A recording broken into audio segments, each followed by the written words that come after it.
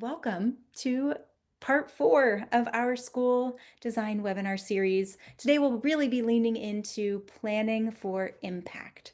Hey, Jennifer, welcome. We are just getting started, so that's perfect timing. Uh, I am so excited to see so many familiar names and faces, but really excited to dive in and wrap up this webinar series today. So with that, I am going to hand it over to my co-host, Dr. Devin Vodichka. Devin, take it away. Thank you, Brittany. And yeah, it's great to see so many familiar names hopping in today. My name is Devin Vodichka. I'm co-founder, co-CEO of Learner Centered Collaborative, and thrilled to be joined here today by two incredible panelists. Good morning, Denise Espana, coming to us all the way from Hawaii.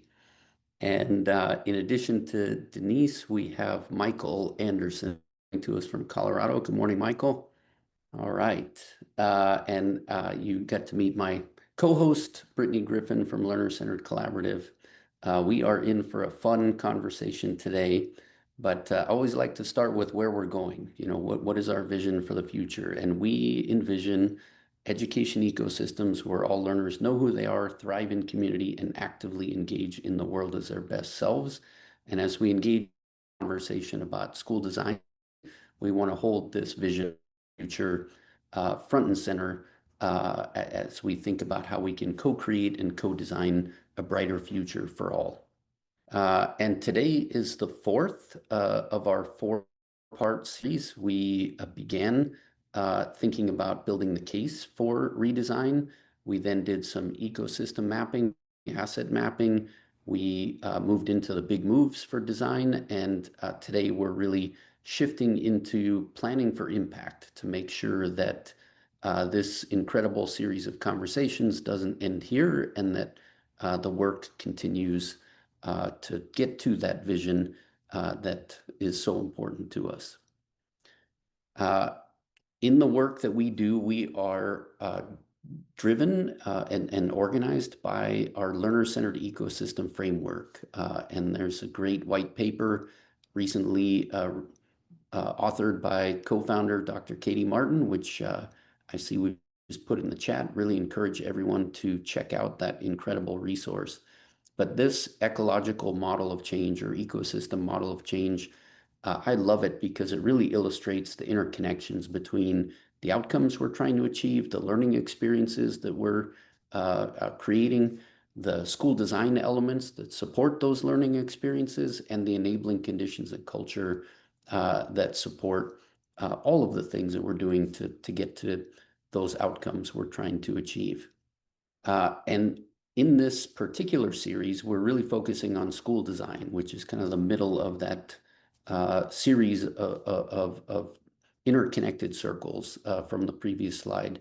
And what we've been learning about school design is that there are these principles that we see emerging in innovative schools across the country. And in the center of that is this sense of clear identity. But there are other structures, such as small learning communities, real-world learning, performance assessment, teacher collaboration, and distributed leadership that we see are prevalent in these learner-centered models. And as we get into the conversation with Michael and Denise today, you will hear examples of how they have used this sort of framework in the work that they're doing to help to develop that clear sense of identity so that they can implement the learning experiences to get to those outcomes that are most important to them.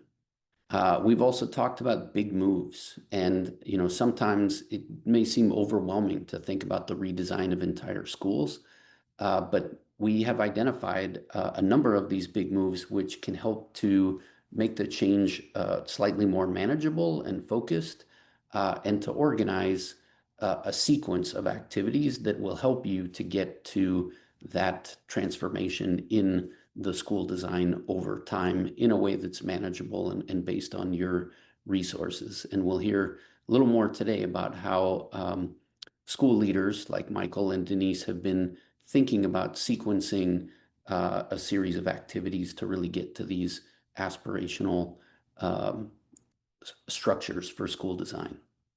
And in the series, we've heard from a number of incredible school leaders, school designers.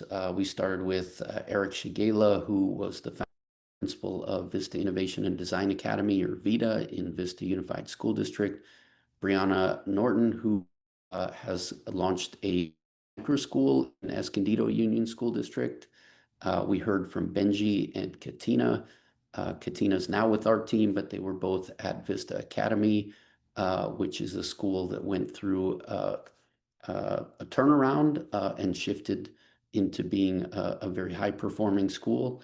And then last week, we heard from Carmen Sanders from Alexandria City Public Schools, who was one of the leaders of the very ambitious Connected High School project, and also Wendy Farron from Chico Country Day School, who's been leading a very ambitious change effort in her community as well. And so one of the things that's so encouraging with so many different amazing leaders that have been catalyzing this change is we are seeing that change in school redesign not only is possible, but it is happening in many communities, and that should give us a lot of hope and optimism for what's possible in the future. So for today, we have a few practical outcomes and a couple of experiential outcomes that we're hoping to achieve. Practically, as mentioned, we really want to move it or create the foundation for implementation of a lot of the ideas we've been discussing.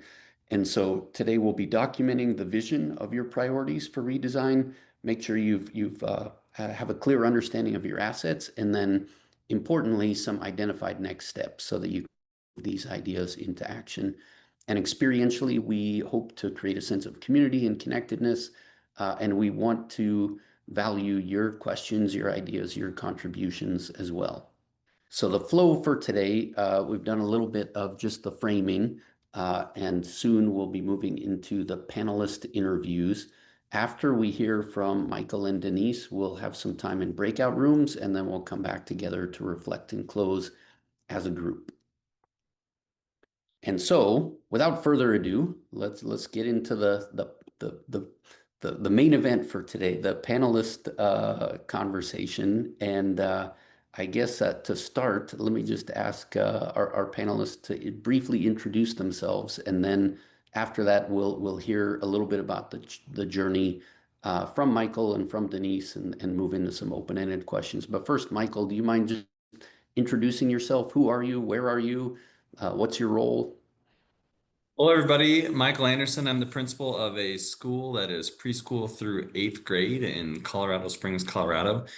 We have the privilege of serving a 85% free and reduced lunch population in a very unique area of Colorado Springs that is surrounded by locally owned businesses, restaurants, and the neighborhood is has already gone through or is going through being regentrified. And so we have a very unique situation where we have houses that are very expensive right across the street from our school, where the families send their kids to private schools or charter schools. And we have the students that we serve are primarily from several different trailer parks and then publicly controlled housing. And so we have a very diverse population, and I have been working with LCC for almost exactly a year, and with about 12 leaders from my school to really like reimagine and redesign what we want West to be. And it's really been a fun, rewarding, and exciting experience. Wonderful. Thanks. And we're glad to have you here with us today, Michael. And Denise, would you mind just introducing yourself, your role? Tell us, where you are also in time and space. Hello, Michael, Oval, or Denise Espana, and good morning. My name is Denise Espana, and I am the school director of Malama Honua Public Charter School. And we are located in Waimanalo on the island of Hawaii, on the island of Oahu in Hawaii. Let's see, we opened in 2014, also a Title I school, charter school. And I think what I'm most excited about, and we'll get into it today, is really talking about what Devin and Katie and Learner Center has helped us to do around our scorecard, and really looking at um, how do you assess your mission and your vision, and especially when a lot of what you value is not only the reading, writing, math test scores, but also how do you look at your mission and vision and make sure that you're headed and you're navigating in that right direction. So I'm excited to share with you a little bit more about Malamohuna. Mahalo for Love it. inviting me. Love it. Well, this is going to be an exciting conversation, and I want to turn it over to Michael. You've got a few slides that you put together that kind of frame up the journey that you've been on. So maybe walk us through what you've been doing, and then we'll have Denise do the same, and then we'll open it up for a little broader conversation. But take it from here, So, Mike. historically, our building is, well, we celebrated 100 years last year. So it was built in 1924. And historically, the building has been two schools under one roof. We have this beautiful campus. It's charming and old, and it's just an amazing place to work. And last year was the first year that we really tried to go to a full pre-K 8 model school. And that included a lot of community input, a lot of parental input from people even in the neighborhood. And so this year is the first year in the history of the school that the entire building is on the same schedule. So whether you have a preschooler or a seventh grader at our school, the day starts at 8 a.m. and is done at 3 p.m., where previously it was off an hour in both directions. And so we put together a committee to decide what do we want West Campus to look like moving forward. And I don't know if the mission's on the next one there, Devin. Part of that mission and vision work was we visited several schools that are really unique in Denver, which is about 60 miles away for us. And they really were schools that capitalize on experiences just in the neighborhood or in the city. And so kids get a lot of real world hands-on experiences, and they have a lot of freedom and independence. And so we took a lot of things from those experiences and said that's what we want for our school. We want kids to be motivated to be here, to be engaged in their classroom and get real world experiences that they don't typically get because we do have such a diverse population with a huge percentage of them being at the poverty level. Colorado Springs, those of you that don't know, has an incredible amount of outdoor activities. If you've heard of Garden of the Gods or Pikes Peak, those are right in our neighborhood. It takes about 15 minutes to drive to Garden of the Gods and maybe 20 minutes to drive to Pikes Peak.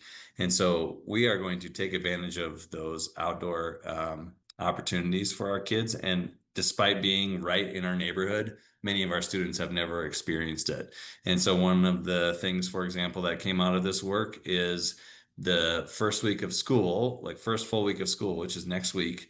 Our 6th, 7th, and 8th graders will all be going to a state park that is about 40 minutes away, and they'll be doing team building activities and relationship building, because in our mission, one of the first things that we said we wanted to do was have positive relationships. And so our mission that we decided on was empowering learners through positive relationships, strong community partnerships, and a commitment to real world learning where every student makes a lasting impact. And I just read that off my notes, just so you guys don't think I have it memorized quite yet. We can go to the next slide, Devin. So this is the planning that we did with Jesse, who has worked closely with our school. We've had several different full day sessions, and if I could redo anything that we did, I would absolutely have them off campus again. We met at a local venue away from school because we really needed people to just sell out and be 1000% present and in the moment with the planning sessions. And so if you do decide to do this work, I 100% recommend that you follow that and have your design sessions off campus. Some bright spots and barriers. We, being a unique neighborhood and 100-year-old school, we have generations that have gone through our school. We have grandparents that bring their grandkids to school, and the grandparents and the kids all went through West. And so we have a lot of stories, and those stories are also challenges for us because the school has a really tough reputation right now. It's getting better. We've increased our student enrollment by 30 students from last year to this year, which is a lot when we only have about 290 kids. And so I know that the stories are getting told, but part of the redesign process is how are we telling that story and how are we getting more people involved so that the neighbors are saying good things about West. And so that has been a huge driver for me and motivator for me when I am out in the community, wearing West gear and talking about how how many opportunities we have for our neighborhood kids. Here's another timeline. I think it's really important that when you do this work, everybody gets super jazzed and motivated to just go guns a-blazing right out of the gate. And we recognize that we would probably maybe not fall on our face, but it's important to give your group and your school and your community a lot of grace and know that this stuff is not happening overnight. And so we definitely are doing some big splash items this year with major field trips and relationships with community businesses and organizations in our community. For example, we have the Space Foundation is right down the road. We'll be spending a lot of time working with them. So we have like 3 or 4 or 5 major things that we're doing this year, but we're not trying to fulfill the entire mission in 1 year. And so this maps out our 5-year plan. Love it. Love it. And so when we think about school design or school redesign, through this series, we've talked about, different on-ramps to that. And in some cases, you might have an opportunity to start a new school, and Denise will tell us about the challenges and opportunities with that. In many cases, it's more the situation that Michael's describing, taking an existing school that has an identity and a reputation and thinking about how to renew that in different ways. And there are multiple pathways to doing that. It can be a micro school, can be a whole school design. But I'm really impressed with how the team at West has used the school design elements to think about how to organize a series of activities to get to that broader change. And a couple of quick things I want to just reinforce before we let Denise tell us a little bit about her journey. But Michael, one of the things you said was how important it was to get out of your own environment.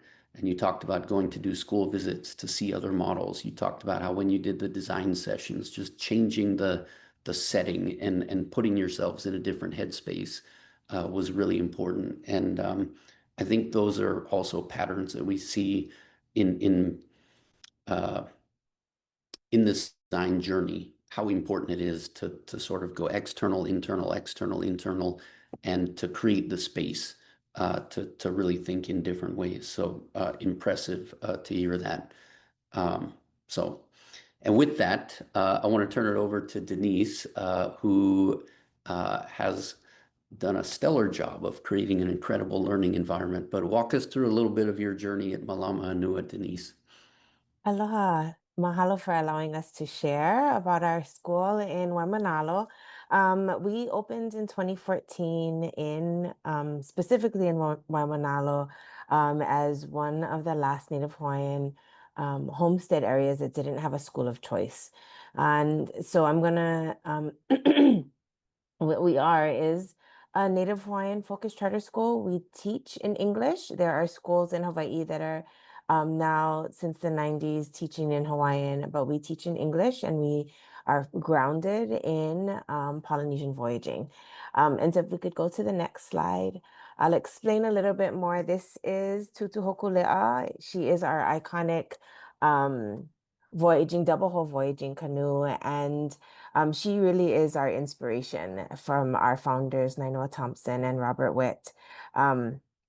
And I'm going to start with the celebration of how Hokulea was in the 70s, an icon in our community. The Native Hawaiian community, we lost um, language and culture due to colonization and the overthrow of the monarchy. And 50 years ago, Hokulea was a dream and a piece of art and a memory just in stories. And Nainoa and Polynesian Voyaging Society built her and debunked the myth that Polynesians had floated into islands. Instead, that our kupuna, our ancestors were brilliant and were able to use the sun, the stars, the moon, the rising and setting of the stars, that they were able to really pay attention to people and community, and were voyagers and navigators. And so being able to bring that back and show that we could use these indigenous ancestral knowledge in order to move from one point in the Pacific to the next, really helped to spark bringing back language and culture and practices in Hawaii. And she too, 50 years later or 40 years later, inspired our school. And when Hokulea and Hikianalia took off, it was this blend of ancestral knowledge coupled with another canoe that had the state-of-the-art technology.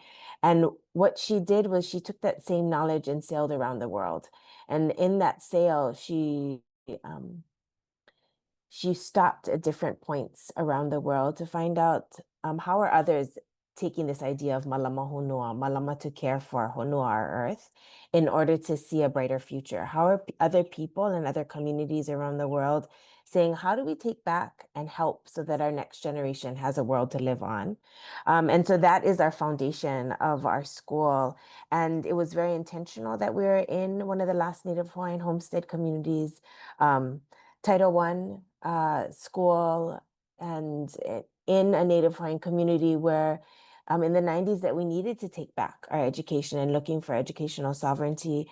Native Hawaiians was the first actually pre-colonization community globally that had a 98% literacy rate in men and women. And now you have the highest rate of incarceration, you have the highest rate of high school dropouts and highest rate of all of those things that you don't want to have the highest rate in. And so our kula really is based on not those negatives, but those positives, looking back to see the brilliance of ancestry, of ancestral knowledge. And so if we could turn to the next slide. Our kula is based on, I talked about the importance of mission and vision. And so these are our values that you'll see that we say every day, and that we have our students say our mission daily. All haumana and kumu, we become caring, compassionate, and loving navigators that live these values of aloha, malama, iniike, loko mai ka'i, na'aopono, and ola kino mai ka'i, with the skills of the 21st century learner. And we say that our school is our vahipana, it's our sacred space. I can add to a pono learning, a just learning environment by showing our values of aloha, malama, and loko mai ka'i to all people. I can be caring and compassionate of all cultures and beliefs, and I can be in control of my learning. So we start every day in protocol, not only with Native Hawaiian songs and chants, really grounding ourselves before we start the school day, but reminding ourselves of the importance of our mission and vision, reminding ourselves of the importance of ancestral knowledge, just like how Hokulea successfully circumnavigating the globe shows the importance and the power of ancestral knowledge, celebrating the greatness, not all of those negative numbers, but really the greatness of who they are and where they come from. And so, as you can see, confident cultural identity is at the center of everything that we do. This is how our school is guided by our mission and vision, and these Nalavena Ho'okele, or our mind of the navigator. And so, at the very center, you have the importance of knowing who you are, where you come from, in order to be environmentally aware, have a global perspective, engage in initiative and risk taking, making sure that you communicate and collaborate in a pono, or showing our values, and the importance of civic responsibility, that we say that our students have a kuleana, or an honor and a responsibility to give back to their community. And so how do we do all of this? If we could look at the next slide, is through what we say makahana kaike, in the knowing is from the doing. So you have to do in order to learn.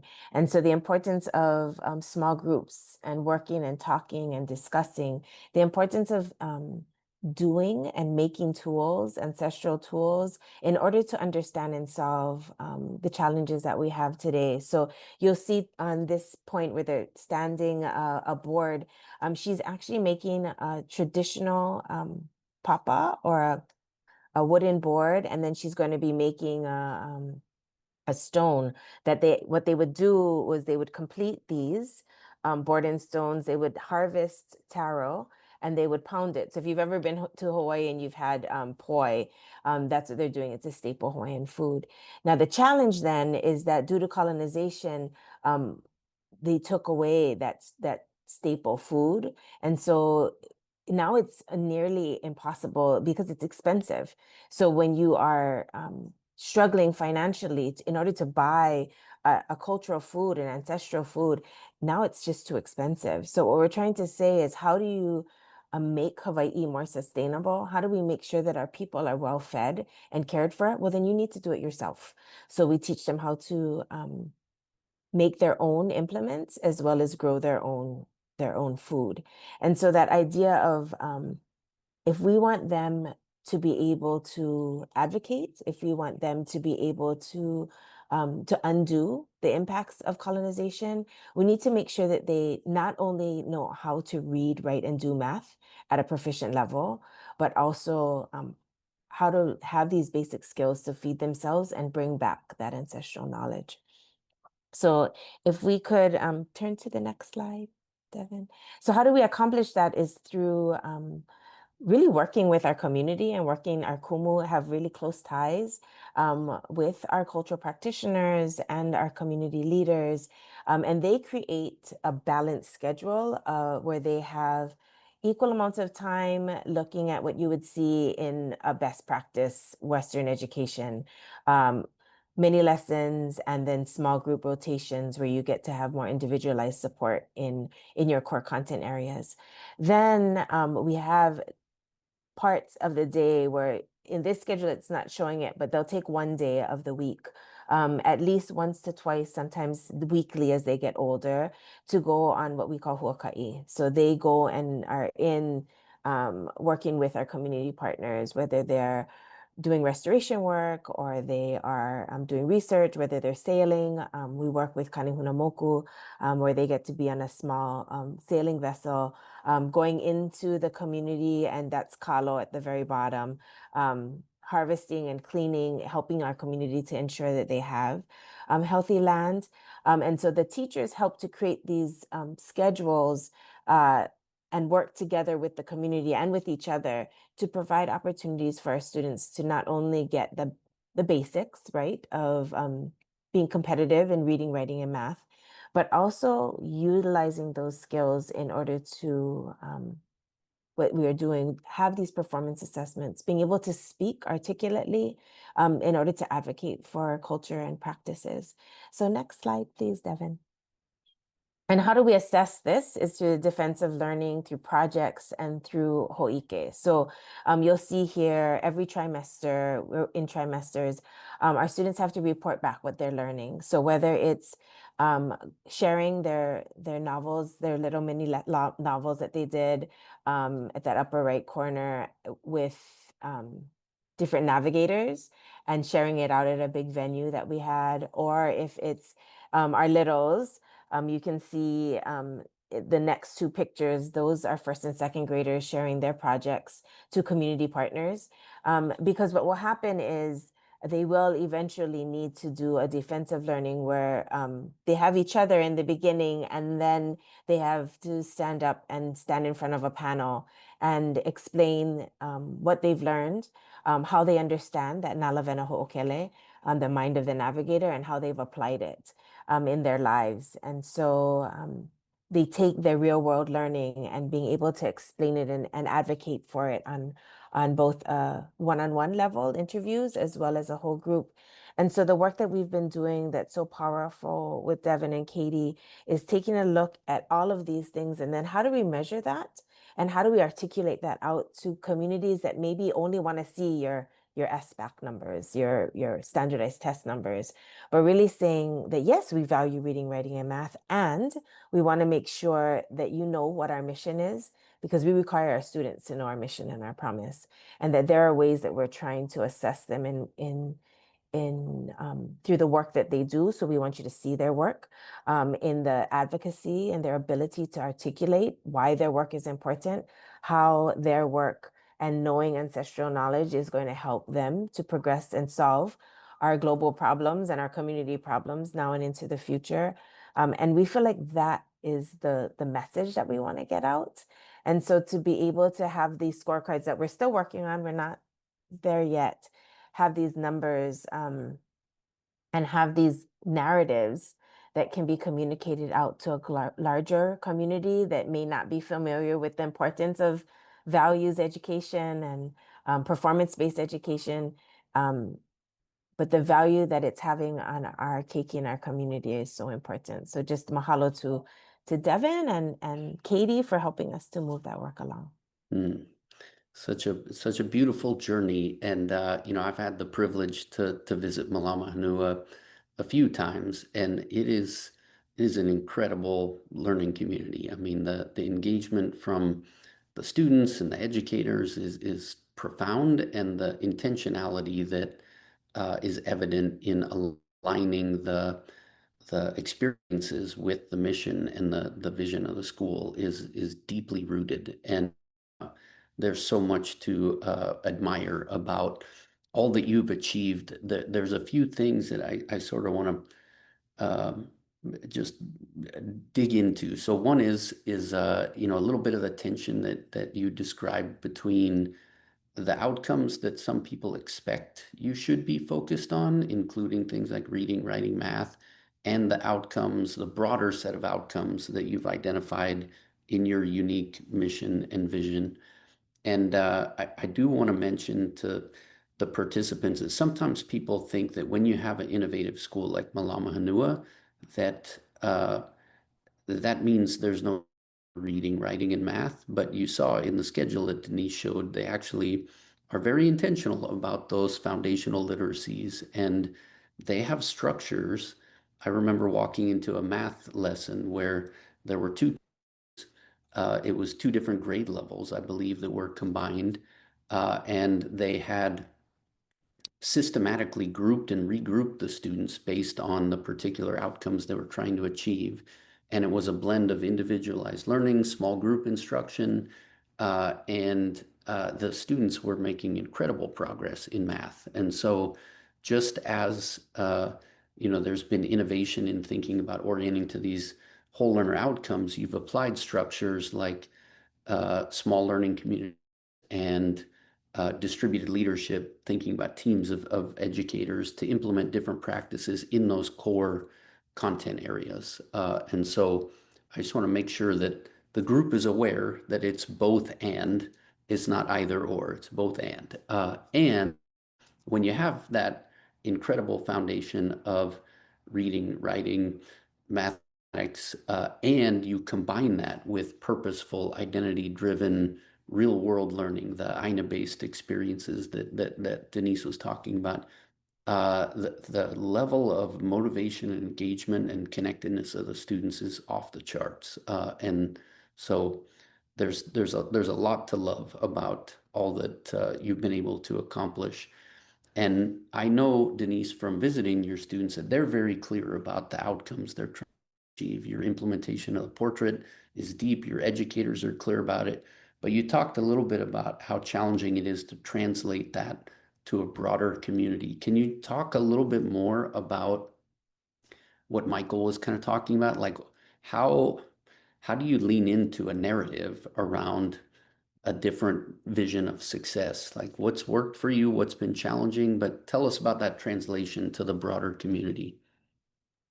It is challenging, especially since our scores are not, um, we're not in like the 80, 90th percentile of anything, you know. Mhm. We're on the other side of that. And Mhm. so a lot of times, and we are very focused and intentional just as much as our projects are. We are on making sure that the reading and writing and math are getting stronger all the time, Mhm. and we are showing growth over time.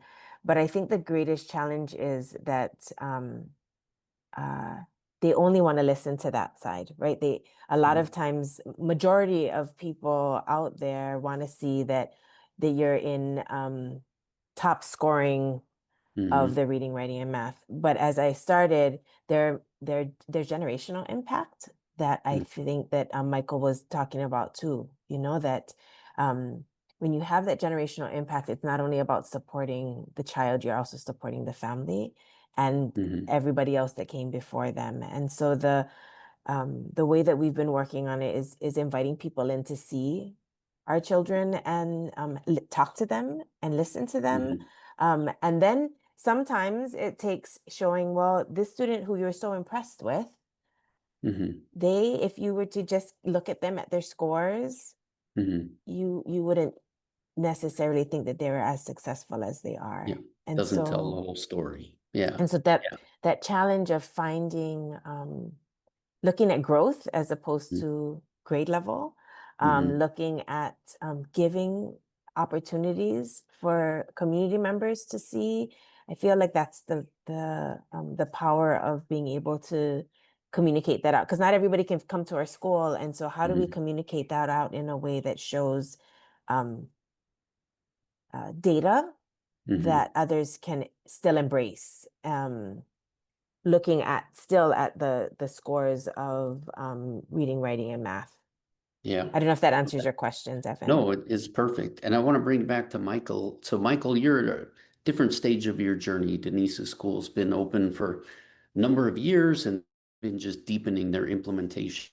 You're at the earlier stages. How do you think about success? Like, what are the outcomes that you're focused on at this phase of your journey? Success for me means kids sharing the narrative of our school that West is different and that they are going home and they're sharing stories with their families about how they had real world experiences right down the street. Maybe they get to have experiences that they've never experienced before. And then also, because this is the first year we have this pre-K 8 model, we also want kids to be talking about how, a second grader has a seventh grader or eighth grader as a mentor. And so Mm-hmm. part of that building positive relationships this year is making like family groups within the school where we have a variety of grade levels in one group where the kids are um, building relationships with kids from other ages because again, I talked a little bit earlier about our reputation is still kind of rough. Um, Mm-hmm. when a seventh grader has a relationship with a second grader or a third grader or a preschooler, you know, we all know that kids tend to step up and model positive behaviors, and they really step into those mentorship roles.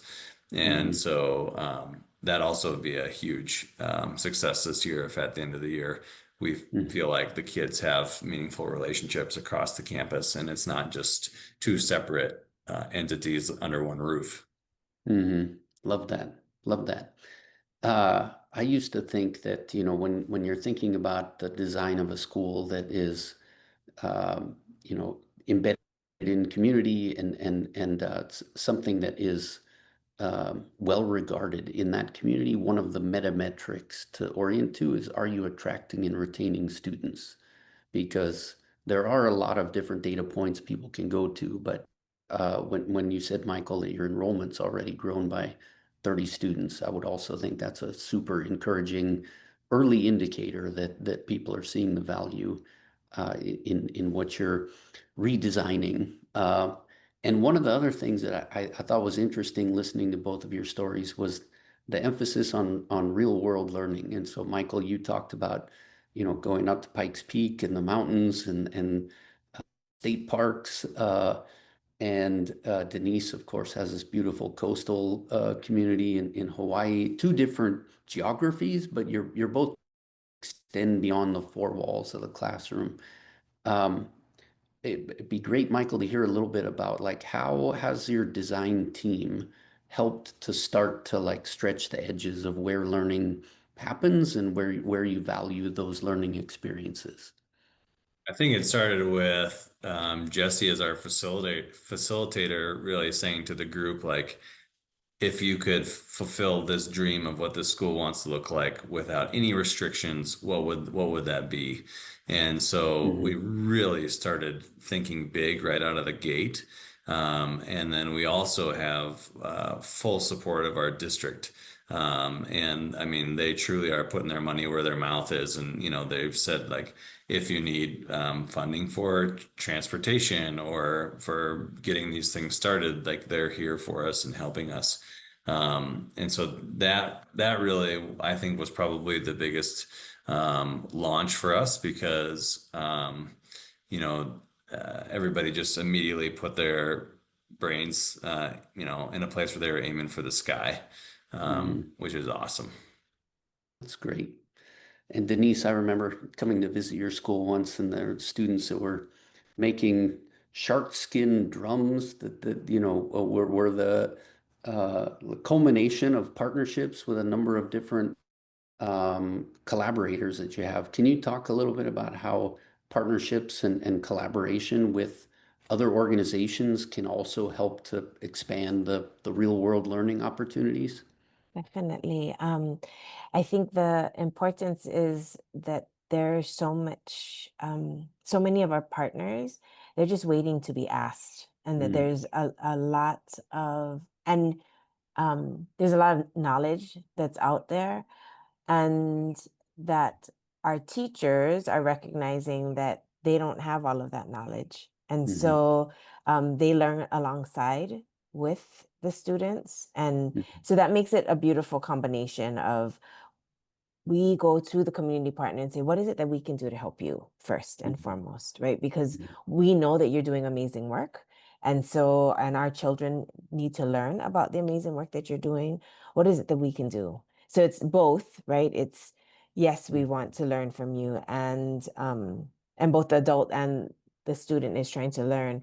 And it's always okay, now that we've learned from you, and yes, there is maybe, a fee that we pay to mhm, collaborate with you, but also, what is it that we can do to give back? And so the trying to find as much as possible that reciprocal relationship mhm, is essential. And then when they see that you're going to come back, and that you're not going to just come one time, that you're going to mhm, come back multiple times throughout a year, over the years, we're going to keep coming back to you. You mhm, begin to build that trust with them, and then they become co-creators with you in the lesson planning and in the assessments. And then they come to the defenses, then they come to the Hoike, and they're giving real life feedback to our students. And so they become the extension of the school. So it yeah. was really exciting for me to hear when Michael was saying that they're getting out, because teachers Mm, getting out and learning is that first step to inspire. Wow, I had a lot of fun, as an adult mhm, getting out there. Maybe I should yeah. bring my our students out there. And for us, it's also a cultural aspect, that Yeah. the land teaches us so much more than we can in any book or even from one person. And so Yeah. how do we provide that opportunity for both the teacher and the student? Yeah, I love that. I love how, I mean, Michael was talking about the importance of relationships, across different student age groups, peer-to-peer learning. And Denise, you're talking about the importance of connecting with partners in the community, and relationships are so foundational to everything that we do. And your comments just remind me of one of my favorite quotes from Margaret Wheatley, who's an author that I admire. And she says, leadership is always dependent on the context, and the context is dependent on the relationships. And so if you want to shape the context and influence, change, uh, relationships are at the core of all of that. And that's really coming through in your stories. Well, in a moment, we're going to move into breakouts. But before we do that, I kind of want to I would love to hear, again, you're each at different stages of your journey, but when you think about what's next for you in this evolution to school redesign and getting to these aspirational whole learner outcomes, what are a few of the things that are top of your list in terms of what's next? And maybe we'll start with Michael. What what's next for the team at West? Well, what's next for us is actually putting all this talk into action. Mhm. We had again, piggybacking on the positive relationships, we did a full day staff retreat off campus with all of our teachers. So we had about 40 people in an area of Colorado Springs, which is called Black Forest, and it was just um, I'm not like I don't get super excited about doing team building stuff because I know that teachers just need more time to work in their classrooms and get ready for Mhm. the year. But the school was just so divided that it was Mhm. just really time to do some of Yeah. that work.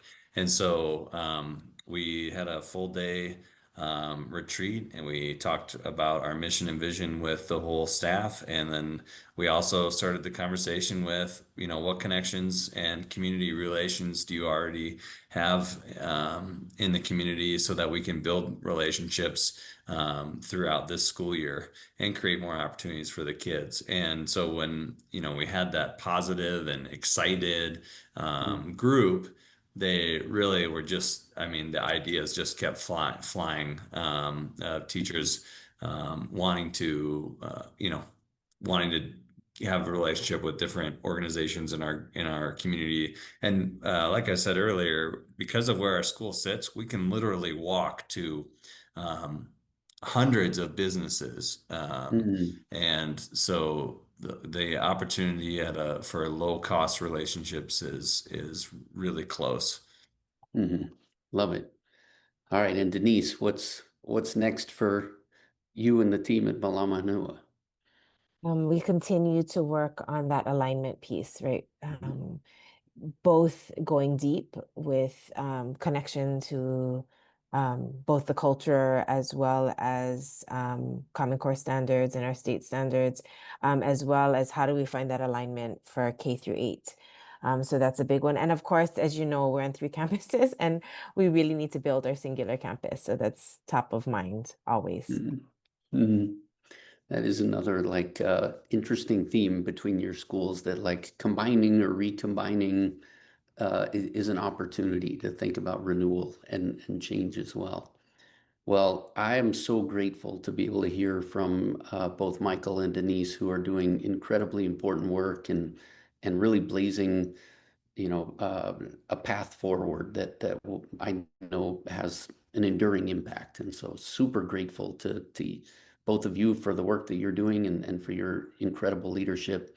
And I'm going to turn it back over to my colleague Brittany, who's going to just frame up what happens in the breakouts, but looking forward to continuing the dialogue. Thanks, Devin. As usual, in the breakouts, we've got some suggested prompts, but you know the rules. Use the time to have the conversation that you need to have. Our recommendation is that you look at the drafts that you jotted down last week. Some of you put them in the webinar workbook, others may have jotted them down in a notebook. Feel free to use input from today's webinar or conversations that you had throughout the week to revise and make some edits to those next steps. And if you missed last week's session, take some time to draft your next steps.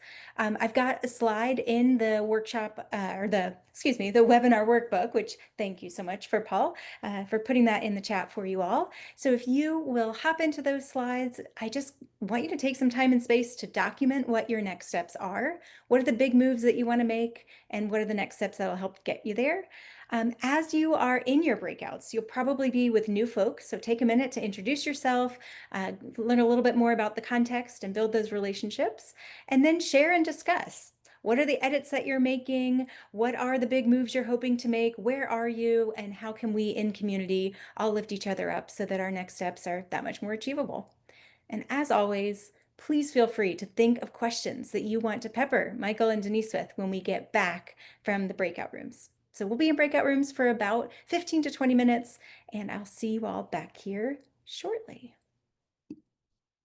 All right. Well, we've had a tremendous conversation with two incredible leaders that are champions of really important and impactful learner-centered change. And so it's been delightful to hear from Michael in Colorado Springs and from Denise in Hawaii, just all of the different ways that they've been intentional about promoting creative school design to get to the outcomes that they're trying to achieve. And one thing I want to just reinforce is even though they're at different stages of the journey, they are seeing success. You know, Michael talked about improvements in relationships and the engagement of his educators and how he has so many team members leaning into the change process. And now, you know, a growing network of community partnerships. And the result early is an increase in enrollment, which is a huge success.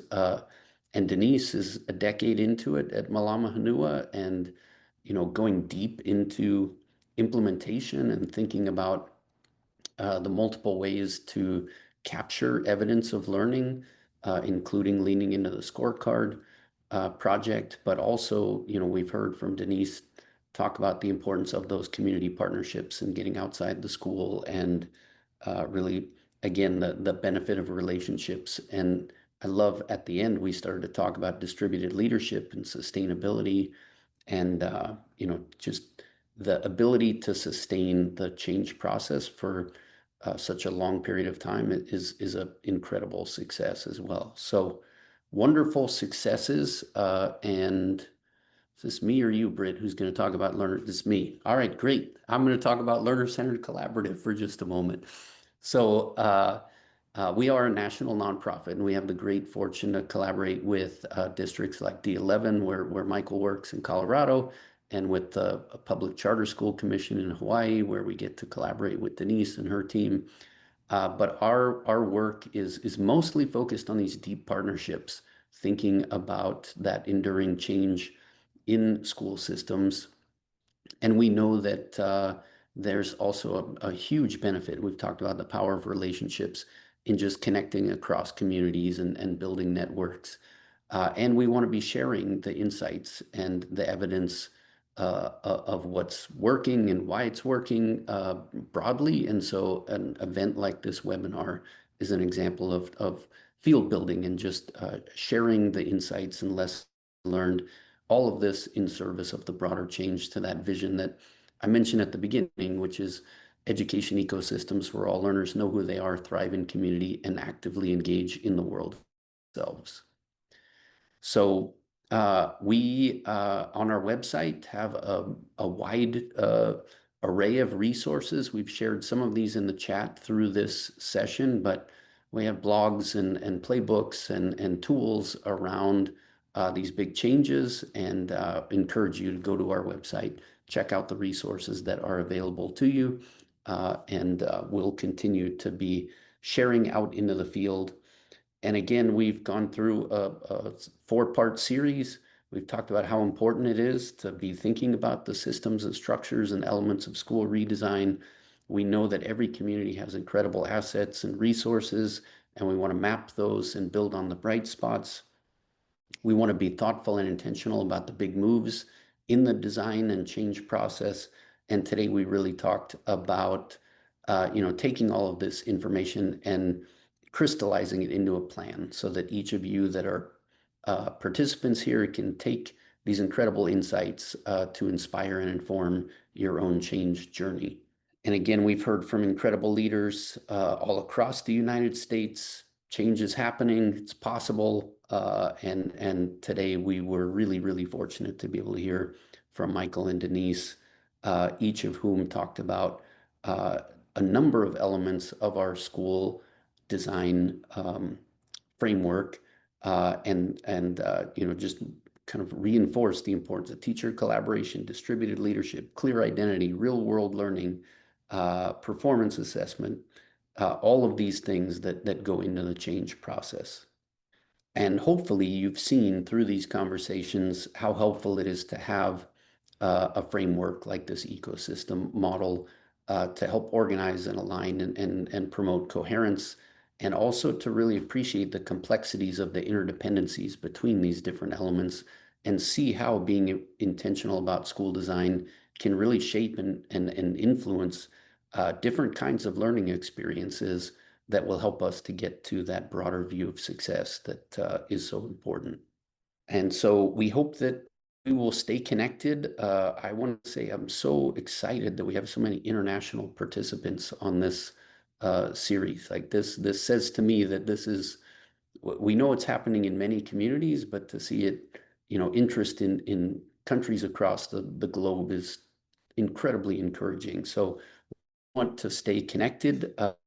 We'll be doing another webinar near the end of September around school design, going deep again into this important process. We also have some convenings coming up. One of them is a visit to a school district partner in North Dakota, where we'll also be doing some industry visits. So if you're interested in joining us, reach out and let us know. And then if you're going to the full-scale symposium, formerly the Aurora Institute Symposium, we'll have a team there and we'll be sharing and would love to connect with you. And then in November, we have a webinar around the big moves. So we hope you'll continue to connect and join us for these opportunities to learn together. Devin, when are we going to Hawaii? That one's on our list, Michael. We're All working right, on you get back to me on that. Yes. Yeah. We've had a lot of interest, surprisingly from our partners in a trip out to Hawaii. So hopefully we'll be able to do a study tour sometime soon. And honestly, visiting schools like Denise's has been incredibly inspirational. So I'm serious when I say I hope that we will be able to do that. We'd love to have you. And I want to come to Colorado as well. So we'll figure Sounds something great. out. All right. The Thanks, beginnings of everybody. the exchange program. I want to close us out by just expressing immense amount of gratitude, not only to our panelists, to my co-host Devin, but also to all of you who dialed in and joined us. As Devin mentioned, we are eager to stay in touch. We want to continue the conversation. Don't hesitate to contact us via our website, via email, or on social. We look forward to seeing you soon. Bye, everyone.